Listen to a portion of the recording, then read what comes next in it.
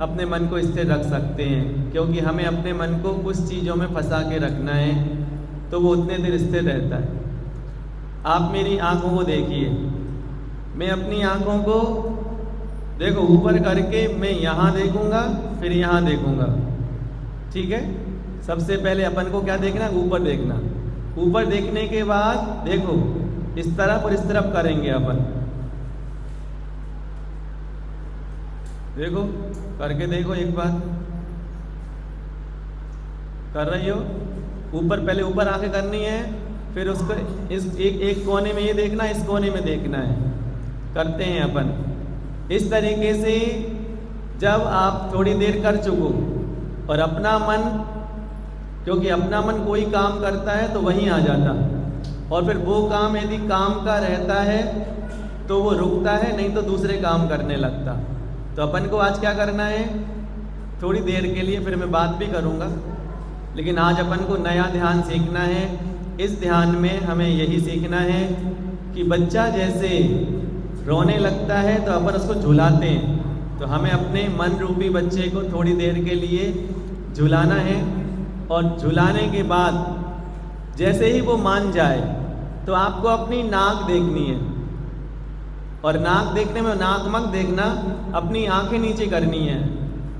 अपन समझ नहीं पाए, अपन ने समझा कि नाक देखनी है। नासा दृष्टि का मतलब नाक देखना नहीं है, नासा दृष्टि का मतलब है अपनी आंखों को ऐसे पूरे उठा के 180 अंश के कोण में नहीं बनाना है, हमें अपनी आंखों को नीचे ढकना है। बस नीचे ढकने का मतलब ही है नासा दृष्टि, ठीक। तो अपन सबसे पहले इस तरफ देखेंगे, इस तरफ देखेंगे, और थोड़ी देर जैसे झूला झूलता है वैसे झूलाएंगे। और आपको पता हो पक्षी रहते हैं, जो पक्षी उड़ने के लिए पंख का उपयोग करते हैं, और जैसे ही आसमान में पहुंच जाते हैं उनको लगता है मैं थोड़ी ऊपर आ चुका हूं, तो वो क्या करते हैं, तुरंत ही अपने पंखों को रोक के डाई जैसी लगाते हैं। इसी प्रकार से हमें आज 2 मिनट ही करना है, फिर मैं आपसे बात करूंगा, आपको बड़ी अच्छी चीज़ समझाऊंगा, सुनाऊंगा। आचार्य श्री की है, मेरी नहीं है। अपन सबसे पहले गहरी सांस लेते हैं ओंकार के नाद के द्वारा।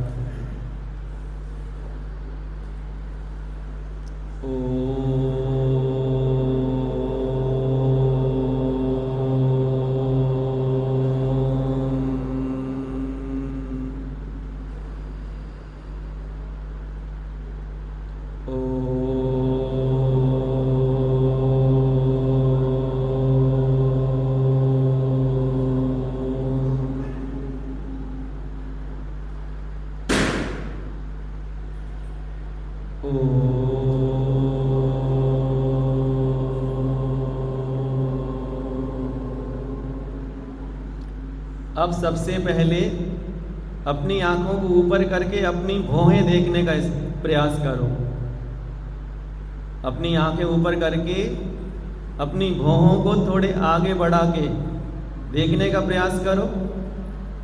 दिख रहा है आपको? अपनी भौहें देखनी है एकटक, और उसमें कहीं भी आप टिक जाओ। टिकने के बाद अब आपको अपनी जो आँख की पुतली है उसको एक तरफ और दूसरी तरफ बड़ी सहजता से देखना है, देखने का प्रयास करो। जैसे अपन झूला झूलाते हैं बिल्कुल वैसे ही आपकी आँखों की एक्सरसाइज भी होगी, आँखों के सारे रोग दूर हो जाएंगे, आँखों की रोशनी भी बढ़ेगी। और जैसे ही हमारा मन इसमें लग जाए तो आप उसको नीचे नज़र करके नीचे नज़र कर लो और अपनी नाक को देखो। यदि नाक देखते समय आपको ऐसा लग रहा है अटपटा सा, तो कोई दिक्कत नहीं है, आप अपनी आंखें बंद नहीं करो, थोड़ी सी नीचे कर लो। और देख सको तो आपको बताऊं, अपनी जो आत्मा रहती है उसको हमने ज्योति स्वरूप माना है। ज्योति स्वरूप अर्थात जब भी सिद्धालय में जाते हैं तो वहाँ जैसे एक ज्योति में कई ज्योतियाँ समाहित हो जाती हैं। बिल्कुल उसी प्रकार से एक जलती हुई लौ जो हमारे नासा दृष्टि करने पे सामने आती है, और आप उस नासा दृष्टि पे देखते समय जो आपका नासा का अग्रभाग है, उस अग्रभाग पे एक गोल किसी भगवान का चेहरा देखने का प्रयास करो। जैसे अपन देखते हैं सिंहासन बनाया जाता है, ऊपर थोड़ा पतला हिस्सा रहता है, आजू बाजू में थोड़ा सा नीचे को पर्वत के जैसा स्थान दिखाई देता है। और देखो, मैं देख रहा हूँ अपनी ही नाक को, और अपनी नाक को देखते हुए मेरा मन अब थोड़ी देर लग नहीं रहा है, या फिर आँखों में जोर पड़ने लगा है। मैं फिर से अपनी भौहें देखता हूँ, और अब हम जब अपनी भौहें देख रहे हैं, और जब थोड़ी देर हो गई हमसे देखते नहीं बन रहा, पलक झपकाने का मन कर रहा, तो हमने उसको इशारा किया कि आप फिर से दाएं बाएं दाएं बाएं, पुतली को एक साइड से उस साइड देखना है। और देखते समय आपको यदि अरिहंत सिद्ध बोलो तो बहुत अच्छा है, मन में ही अरिहंत सिद्ध, अरिहंत सिद्ध, अरिहंत सिद्ध, अरिहंत सिद्ध। और जब आपका मन कहने लगा बस कोई दिक्कत नहीं है, हम 2 बार करें, 5 बार करें, 10 बार करें, और करके ही सीधे कहीं और नहीं देखना, अब नासा पे फिर आ जाओ। अब देखो, जब आप नासा देख रहे हो, आपकी दृष्टि जब नासाग्र है, तब हम नाक को 2 साइड से देख सकते हैं। हमारे नाक के 2 हिस्से हैं। यदि आप एक थोड़ी सी आँख छोटी करोगे, एक आँख थोड़ी छोटी करो, छोटी करने पे आपको दूसरा वाला हिस्सा दिखाई देगा। अब इस वाली आँख को यदि तुम थोड़ा सा कम करोगे, अब यही प्रक्रिया जो हमने आँख खोल के की थी, इसी प्रक्रिया को हम आँख बंद करके भी कर सकते हैं। सभी लोग सहजता से अपनी पलकों का उपयोग कीजिए। ये पलकें हमसे कह रही हैं कि हमें एक पल के लिए ये पलकें खोलनी है, और फिर हम अपनी पलकों को बंद कर सकते हैं। नाक के पास ये सुविधा नहीं है, ये फैसिलिटी कान के पास भी नहीं है। हमारी इंद्रियां 5 हैं, लेकिन पांचों के पास, सबके पास ये फैसिलिटी नहीं है कि वो अपने विषयों के पास जब भागती हैं तो उनको हमें या तो अपने कान में अपनी उंगलियां रखना पड़ती है, नाक को उंगलियों से बंद करना पड़ता है, और यदि जिह्वा है वो अंदर तो है, लेकिन बोलने का मन करता है तो मन में ही अंतर्जल्प चलता रहता है। इसलिए एक इंद्रिय है ऐसी है जिसका हमें जितना उपयोग करना है उतना करो, और नहीं करना है तो फैसिलिटी है कि हम उसे बंद भी कर सकते हैं और खोल भी सकते हैं जब चाहे तब। तो यही प्रक्रिया हम आंखें बंद करके करते हैं। सबसे पहले अपनी आंखें बंद करते करते अपने जो पुतली है उसको ऊपर उठा के ऐसा समझो कि मैं भौहों को देख रहा हूँ।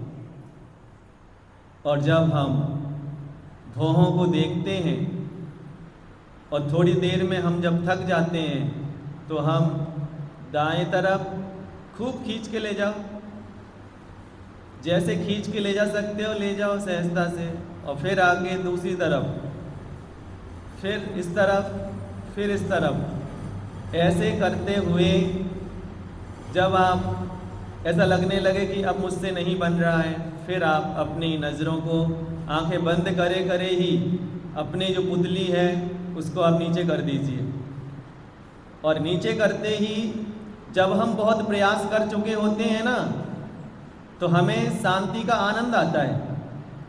इसका मतलब ये है हमारे मन को कोई ना कोई काम चाहिए।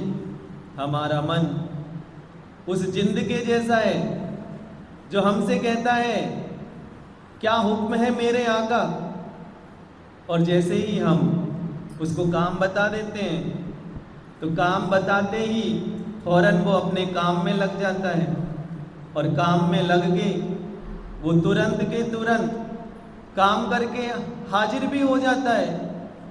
हमें समझ में ही नहीं आता है एक पल में हमारा मन कितनी ज़्यादा दौड़ लगा लेता है, कितनी ज़्यादा भाग के फिर से हमारे पास आ जाता है। ना जाने इसके पास ऐसी कौन सी शक्ति है कि हम सोच ही नहीं पाते कि ये वो काम करके आ जाएगा, और वो कब कहाँ चला जाए हमें पता ही नहीं चलता। इसलिए उसको हमें उस जिंद के जैसे थकाना है। और एक बार परेशान हो जाता है व्यक्ति कि ये जिंद तो सारे काम करके तुरंत भाग आता है और खड़ा रहता है क्या हुक्म है मेरे आका, और परेशान करता है मैं अपना कोई काम नहीं कर पाता हूँ। तब किसी संत ने बताया कि इसके लिए कोई ना कोई काम दे के रखो। तो क्या काम दे दूँ? उसने कहा कि मेरे घर में एक जो बांस लगा हुआ है उस बांस पे चढ़ो और उतरो। कब तक चढ़ो उतरो? जब तक मैं तुम्हें कोई काम ना बताऊं। जब तक मैं तुम्हें कोई काम ना बताऊं तब तक तुम्हें यही काम है कि तुम बांस पे चढ़ो और बांस पे उतरो। इसी तरीके से यदि हम अपने मन को कोई काम दे देते हैं, हमारा मन बड़ा अच्छा है, हमारा मन हमारी बात मानता है, लेकिन हमने अपने मन को अपने ऑर्डर देने बंद कर दिए हैं। हम खुद ही मन की बातों में आने लगे हैं। अपने मन की बातों में आने से हम परेशान हैं। हमारा नौकर है मन, हमारी बात मानने तैयार है, हम मालिक हैं, वो हमारा गुलाम है, लेकिन हम उसको कोई ऑर्डर ही देते नहीं हैं। हम उसको आजकल के बच्चों जैसा रखने लगे हैं। पहले के बच्चे हमारे बहुत सारे रहते थे, हमारी बात मानते थे, बड़ों का आदर करते थे, लेकिन जैसे ही हमारे बच्चे 1 या 2 होने लगे अब वो हमारी बात नहीं मानते। हमें लगता है कि बच्चा रूठ ना जाए, बच्चा घर से ना चला जाए। बस यही स्थिति हमारे मन के साथ है। कल हमारा मन स्थिर रहता था क्योंकि हम ज़्यादा चीज़ों में अपने मन को ना लगाते थे, लेकिन आज हमारा मन इसलिए स्थिर नहीं रहता है कि हम बहुत से कामों में लगे रहते हैं, उसको हम काम पे काम बताते रहते हैं। कल जब हमारे पास ज़्यादा काम ना थे, जब बहुत सारे काम ना होने पे हमारी कामनाएं भी कम रहती थी, इच्छाएं भी कम रहती थी। इच्छाएं कम रहने से हमारा मन इतना तेज नहीं भागता था, बड़ा सहज था, थोड़े से में ही मान जाता था। लेकिन जैसे हमारे बच्चे आज नहीं मानते हैं वैसे हमारा मन भी नहीं मानता। तो इसको कुछ नहीं करना है, इसको वो खम्भे देना है जिस खम्भे पे ये उतर सके और चढ़ सके। मैं तो हमेशा कहूँ बार बार हमें अपने मन को समझाते रहना चाहिए, देखते रहना चाहिए कर क्या रहे हो, पूछते रहना चाहिए। और अपना मन यदि अच्छे काम कर रहा है तो कोई दिक्कत नहीं है, लेकिन सुनो, अपना मन जब अच्छे काम करे तो उसकी पीठ भी थपथपाओ। अपने मन को पीठ थपथपाते हैं तो उसको अच्छा लगता है, और जब मन बुरा काम करे उसके कान भी खींचो, लेकिन हम कान खींचते भी नहीं हैं, पीठ भी नहीं ठोकते हैं। हम तो बस उसकी धारा में बहते रहते हैं। यही हमारी कमी है। हमें हमेशा ध्यान रखना है, मन ही नहीं हर व्यक्ति प्रशंसा का भूखा है। इसलिए कभी मन से पूछो क्या कर रहे हो, क्या कर रहे हो। यदि वो कहे मैं धर्म ध्यान कर रहा हूँ तो चुप मत बैठना, उसकी एक बार पीठ थपथपाना, उसको बताना कि तुम बहुत अच्छा काम कर रहे हो, तुम यदि ये काम करोगे तो तुम्हें बहुत पुण्य मिलेगा, तुम्हारा मन शांत रहेगा और तुम्हें परेशान भी नहीं होना पड़ेगा। इसको देख के हमारा मन तृप्त हो जाएगा, शांत हो जाएगा और अच्छे काम में लगा रहेगा। और जब भी बुरा काम करे तो बुरे काम के साथ ही उसके कान खींचो, कान खींच के उसको हिदायत दो कि सुनो ऐसा काम फिर ना करना, ऐसा काम फिर करोगे तो मैं तुमसे स्नेह ना करूँगा, मैं तुम्हें कहीं और नहीं ले जाऊँगा, तुम जो बात करोगे मैं तुम्हारी बात काटूँगा, तुम्हारी बात पूरी ना करूँगा। जब ऐसी स्थिति हमारी बनेगी तो हमें बिल्कुल विश्वास रखना चाहिए, जैसे हमारे बच्चे मान जाते हैं बिल्कुल वैसे ही हमारा मन भी मान जाएगा। इस प्रकार से जब हम मन को अपने पास रखेंगे तो मन अच्छे से काम करने रखेगा। मन हमारे लिए फैसिलिटी है, हमारी मदद करने मिला हुआ है, लेकिन हम मन को हावी हो गया है मन हमारे ऊपर, ये हमारी खुद की कमी है। इसलिए हमें ध्यान रखना है, हमें ये भी ध्यान रखना है कि मन से हमें पूछते भी रहना है। एक बार की बात बताऊं, हम लोग खरगोन में थे। खरगोन में अक्षय सागर जी महाराज जी का ऊपर हॉल में प्रवचन होता था, नीचे मेरा कमरा था, और मैंने देखा कि कमरे में आवाज़ गूंजती थी। मैं अपना कमरा बंद करके रखता था, लेकिन एक चमत्कार हुआ, कमरा अपने आप ही खुल गया, और खुल के अक्षय सागर जी महाराज जी की कुछ बात मेरे कान में आ गई। और जैसे ही कान में आई तो विद्यासागर जी का कोई प्रसंग सुना रहे थे वो, और जैसे ही विद्यासागर जी का कोई प्रसंग सुना रहे थे, मैंने कान लगा के सुना। इसलिए सुना क्योंकि कान लगाते दो जगह लगाए जाते हैं कान, एक दीवार से लगाए जाते हैं, वो लगाना विद्यासागर जी ने सिखाया ना था। और कहीं अपने काम की बात मिल जाए तो अपने कानों को उस अमृत वचनों को सुनने में कान लगा लो, कान लगाना ही चाहिए। अमृत को कर्णांजुल से पीना ही चाहिए। कर्ण इसीलिए आए हैं, कान खुद ही कह रहे हैं, कान कह रहे हैं कि मुझे जिनवाणी का अमृत पिला दो, लेकिन हम उनको विष तो पिला देते हैं। अमृत पिलाने के लिए हम उनको ले ही नहीं जाते हैं, आसपास निमित्त भी जोड़े जाते हैं। मैंने अपने कान लगाए और मैंने सारा ध्यान केंद्रित करके कानों को दे दिया। मैंने सारी शक्ति अपने कानों को दे दी। जो शक्ति यहाँ वहाँ निकल रही थी, यहाँ वहाँ की बातों को सोचने में लगी थी, वो सारी शक्ति मैंने कानों को दे दी। और कानों को जैसे ही मैंने शक्ति दी और मेरे कान में दूर से भी आवाज़ स्पष्ट आने लगी, और जैसे ही मेरे कानों में आवाज़ स्पष्ट आई, अक्षय सागर जी महाराज जी कह रहे हैं कि पूज्य विद्यासागर जी कह रहे थे, कभी अपने मन से पूछा तो करो, थके कि नहीं थके। यदि नहीं थके हो तो तुम्हें धर्म कराना ही बेकार है, तुम धर्म कर ही ना पाओगे। और थक गए हो तो तुम धर्म को अपने आप ही पालोगे, क्योंकि धर्म चलने का नाम नहीं है, धर्म ठहरने का नाम है, धर्म रुकने का नाम है। लेकिन हम आज तक भागते ही रहते हैं, भागते ही रहते हैं। माँ के पेट से निकलने के बाद हमारा भागना शुरू हो जाता है। हमें माँ ही कहती है घुटनों के बल चलना शुरू कर दो, घुटनों के बल जैसे ही चलते हैं कहती है खड़े हो जाओ, खड़े होने के बाद जैसे ही करती है स्कूल पहुंचा देती है। हर जगह वो हमें चलना सिखा रही है, हमें आगे बढ़ना सिखा रही है। लेकिन मेरी माँ खुद भूल गई है कि थमने पे मिलता है सब कुछ, लेकिन हमें चलना सिखाया गया। और इस तरीके से विद्यासागर जी का कहना था कि एक बार पूछ लो अपने मन से, थक गए हो कि नहीं। यदि थक गए हो तो मैं तुम्हें कोई बात बताऊं, और तुम्हारा मन यदि यहाँ वहाँ चल रहा है तो बताने की कोई आवश्यकता ही नहीं है। इसलिए नहीं है क्योंकि जब तक तुम अच्छे ध्यान से नहीं सुनते हो तब तक अच्छी बातों का भी कोई असर नहीं होता। देखा जाता है अभिमन्यु थे, पेट में थे माँ के जैसे ही, और श्री कृष्ण जी बातें बता रहे थे। कृष्ण जी अर्जुन को सिखा रहे थे कि कैसे चक्र व्यूह में घुसना है। जब तक कान लगा के उसकी माँ सुन रही थी, बच्चा पेट में सुन रहा था, और जैसे ही नींद लग जाती है बच्चे को अब कुछ नहीं पता, आधी अधूरी विद्या सीख के रख ली। इसलिए ध्यान रखना है, जब तक हमारा मन अपने आपे में रहता है तब तक हमें छोटी सी भी बात बहुत अच्छे से समझ में आ जाती, और जब हमारा मन अपने आपे में नहीं रहता है तब हमें बड़ी बड़ी बातें भी समझ में ना आती हैं, और जब समझ में नहीं आती हैं तो बेकार हमारा समय चला जाता है। इसलिए विद्यासागर जी ने कहा, सुनो एक बार अपने मन से पूछ लो, घर से निकलने के पहले पूछ लो, धर्म की सभा में बैठने के पहले पूछ लो कि तुम थक गए हो कि नहीं।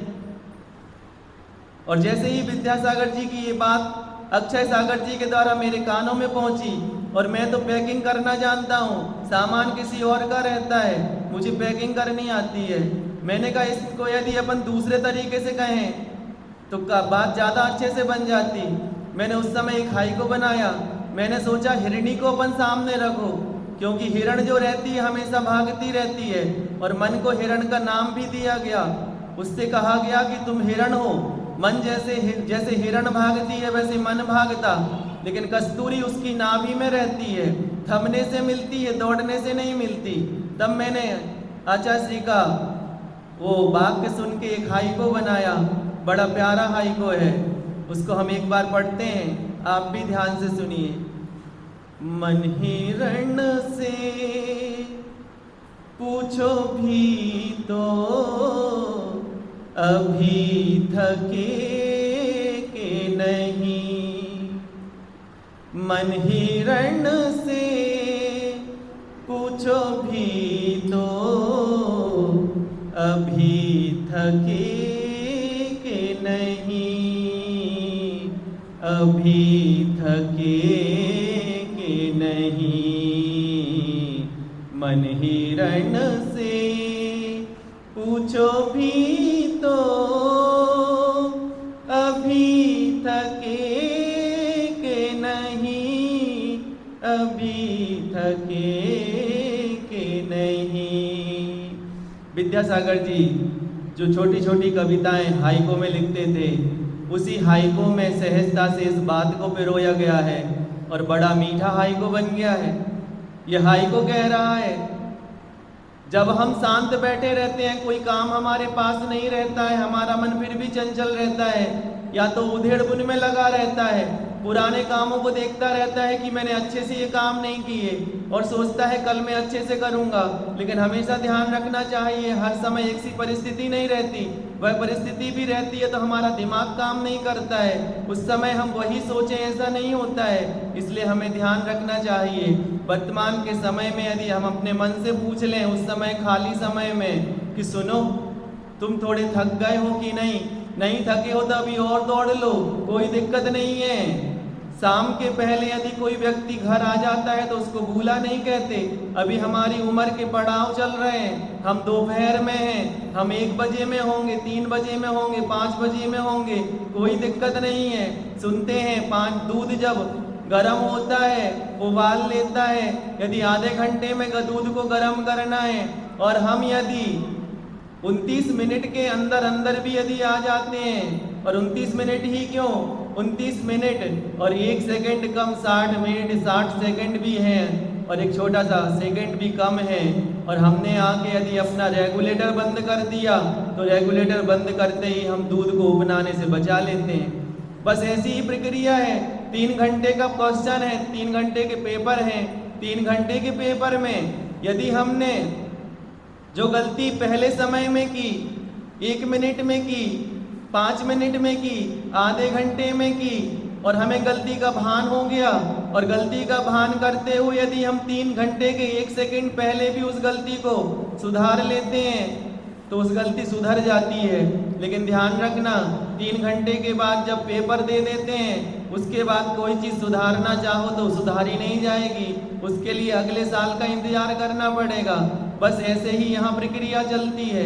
इसलिए बड़ी सहजता से अपने मन से पूछते जाओ, जब तक वो नहीं थमे उसको दौड़ाते जाओ, और जिस दिन थक जाए उस दिन उससे पूछ लो कि हे हिरण मन तुम थक गए हो कि नहीं, थक जाओ तो मुझे बता देना, क्योंकि रास्ता मंजिल कहीं और नहीं है, मंजिल रास्ते पे नहीं मिलती, मंजिल तो थमने पे मिलती है, लेकिन जो व्यक्ति थम जाता है उसको मंजिल मिल जाती है। इसलिए आज हम विद्यासागर जी की यही पंक्तियाँ अच्छे से हम यदि ध्यान कर लेते हैं तो हमें बहुत शांति मिल जाती है।